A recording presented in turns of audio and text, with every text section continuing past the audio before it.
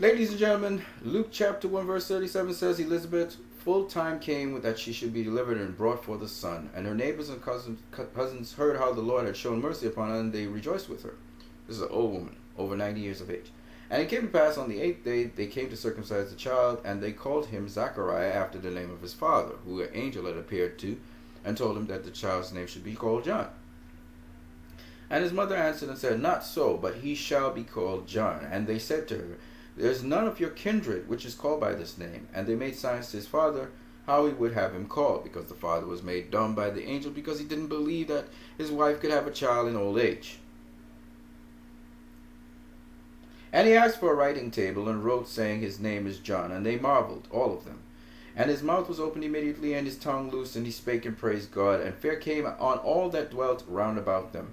And all these things were noised abroad throughout all the hill country of Judea. And all that heard them laid it up in their hearts, saying, What manner of child shall this be? And the hand of the Lord was with the child.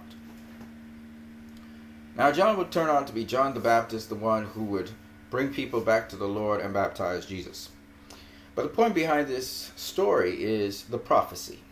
It was prophesied before Elizabeth had a child, before Elizabeth and Zachariah had a child, in their old age, what the child's name would be and who he should become. And Zachariah believed it, and because he believed it, he stopped being dumb and he started to talk again. His mouth was loose. What does it have to do with us? Okay, fine. So, all of us have a purpose in this life. We don't have a purposeless life. If we have a purposeless life, then we'll just drift along. All of us have a purpose in this life.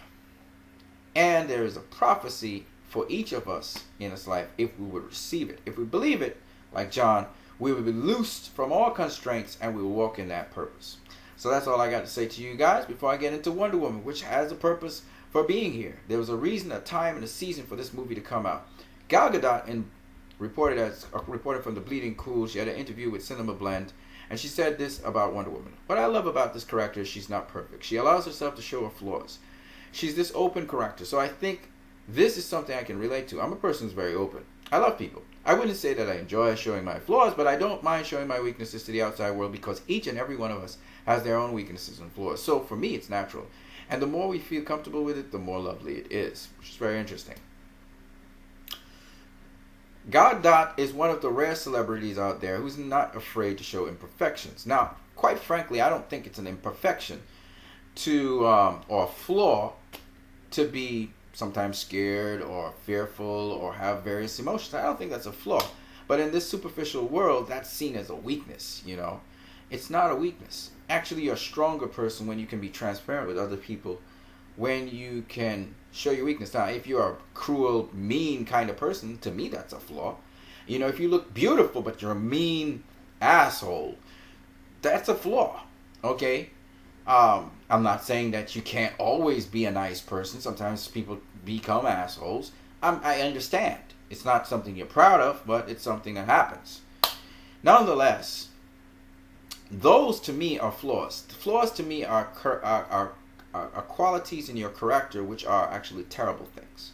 Like you wish somebody evil. That's not cool. So anyway, I understand where Gal was coming from, because remember I did a video about the Sri Lankan girls who people were just objectifying in a negative way and attacking their physical appearance just because they don't look like everyone else. And again, if those are called flaws, and this is what Gal is probably talking about, you know, how Wonder Woman sometimes was afraid, unsure of herself to bring out abilities or whatever. I get it. But quite frankly, I don't think of those as flaws. Especially if you can see how you feel and so on. That's good. So I think that's strengths, actually. Anyways, Gal posted up some pictures of herself looking exhausted with no makeup, just like any other mom. This was when she was pregnant and she was having a baby. Because she's a normal human being just like everyone else. Yes, she's a model and all of that. She does a modeling thing and stuff. But it wasn't great. And she was going through a rough patch there. So she posted up that picture just so people would know, hey, look, man, everybody goes through tough times. I'm sure all of you who are actually listening to my video, all of you have some tough times. Everybody goes through some rough stuff. All right? And that's why, guys, be encouraged, man. Be encouraged.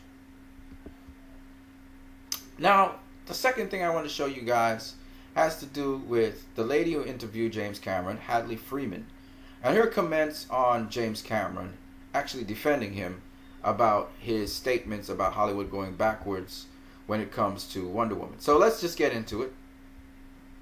So she conducted an interview with James Cameron, she says, and after the interview was published, the internet went berserk, and she said there was some very angry woman, and she actually calls Patty Jenkins angry. She was outraged, which is not true. Patty Jenkins just simply replied.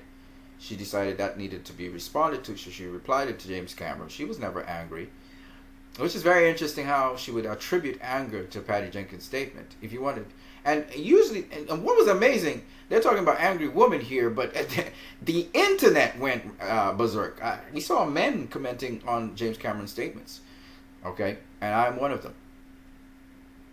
And anybody trying to defend him, I just don't. That's not a defensible statement, and I'll show you where I think she has flaws.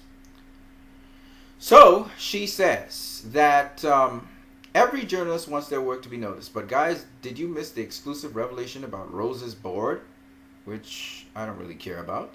Another good rule about journalism is that it's always best to be honest, because readers can sense artifice.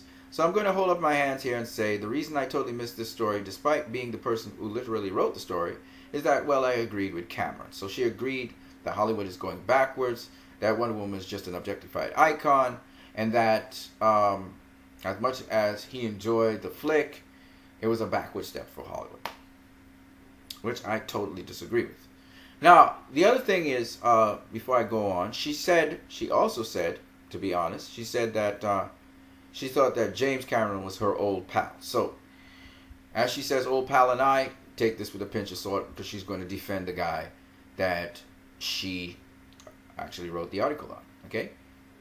The people who got so angry forget where he's coming from, which is the 80s and 90s. Now, there are plenty of bad things one can say about these decades, but Hollywood was a lot better back then at getting female characters on the screen.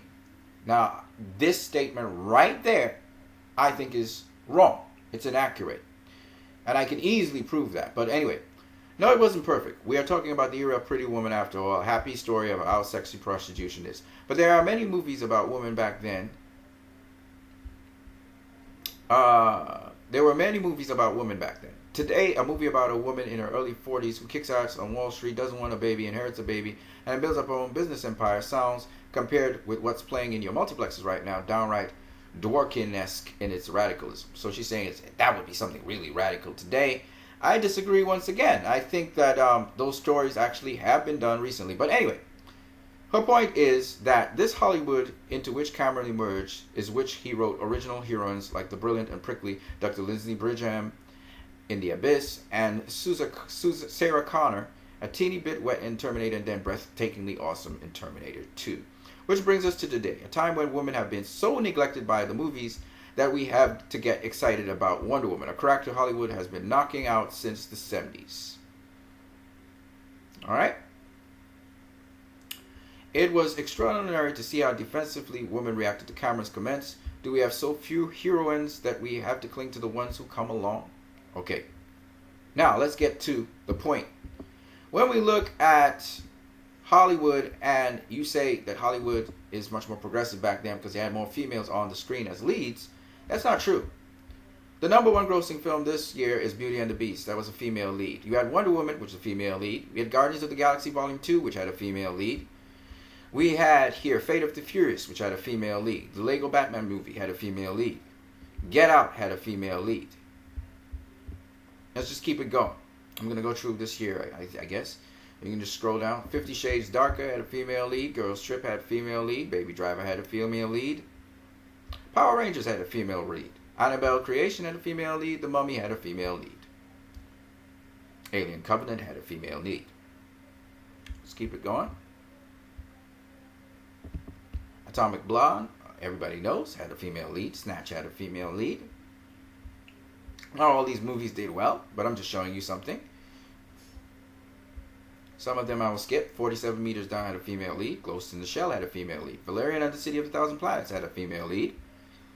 Everything has a female lead. Underworld Blood Wars had a female lead. Life had a female lead. Kidnap had a female lead. Resident Evil in the final chapter had a female lead. Do you guys get it? So I just don't get what she's saying, because it's not true. And the complexity of the characters is also interesting. Detroit had a female lead. Well, not really a female lead. That movie didn't have any female leads, to be honest with you. Megan Levy was female lead. All right. Before I Fall, female lead. The Beguiled, female lead. The Belko Experiment, I don't know. I can't tell you. I didn't see it. A Cure for Wellness. Beatrice at Dinner. These are just to mention the higher box office grosses. These are the highest. The highest box office gross was a female lead. Let's look at 2016. And that's not all the movies for the year. I'm just saying, right? Then you got Rogue One, A Star Wars Story, female lead. Finding Dory was not a female lead, so leave that out. Let's see what else we got here. At Zootopia, which was a female lead. Batman v Superman had... it didn't really have a female lead. Amy Adams as Lois Lane, possibly. Suicide Squad, Harley Quinn. Mona. Let's see what else we got here. X-Men Apocalypse was big female lead, carried by the character, you know what I'm talking about, the blue character, the blue looking creature, right? La La Land, female lead. Ghostbusters, female lead. Bad Moms, female lead. The Conjuring 2, female lead. Arrival, female lead. See what I'm saying? What else we got here? I think Don't Breed had a female lead in there. Miss Peregrine's Home for Peculiar Children, female lead and child. The Accountant had a female lead. You see what I'm saying? I'm saying that Alice Through the Looking Glass, Girl on the Train, A Medea Halloween, Lights Out,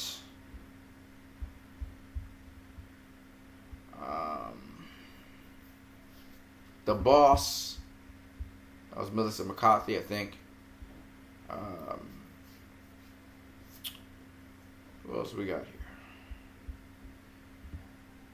Alright, so I'm just saying that there was no shortage of female leads in these movies.